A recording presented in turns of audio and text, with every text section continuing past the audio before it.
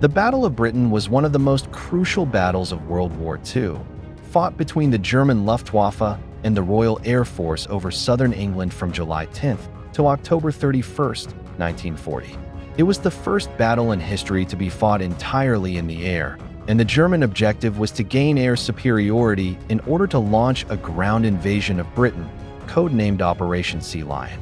The Luftwaffe intended to first destroy the British Air Force, then, by dominating the English Channel, land its ground forces on the British coast. The battle quickly became a test of the British resistance and the will of its people against Hitler's war machine. British Prime Minister Winston Churchill, in his historic speech, turned the country's resistance into a symbol of the resilience of democracy against fascism, saying, "Never in the history of human conflict have so many owed so much to so few."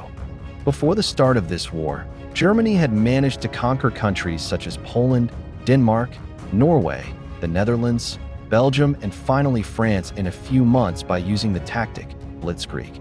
After the fall of France in June 1940 and the evacuation of British forces from the port of Dunkirk, Britain was the only major country in Western Europe that still resisted Germany.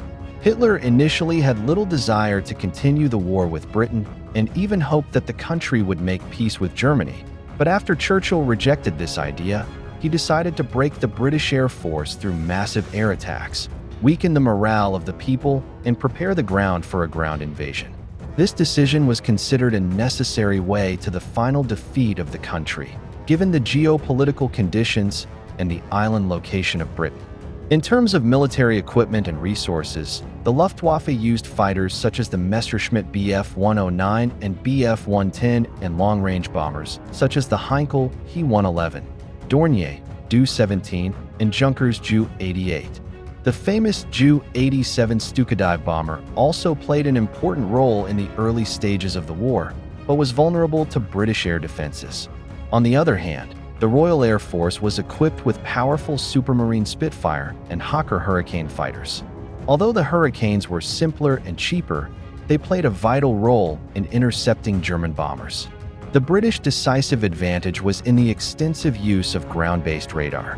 The Chain-Home radar system was able to track enemy aircraft with high accuracy and enabled RAF Central Command to send its forces to the scene of the conflict in a timely manner. Britain also strengthened its combat capability by using an advanced command and control system and international volunteer pilots, including Polish, Czech, Canadian, and New Zealand pilots. During the battle, casualties on both sides were very heavy. Germany lost between 1,700 and 1,900 aircraft, most of them bombers, and German pilot casualties reached over 2,600. Britain, on the other hand, lost around 1,250 aircraft and lost over 500 of its own pilots. One of the German weaknesses was its inability to recover experienced pilots, while Britain was able to quickly produce new aircraft and use replacement pilots.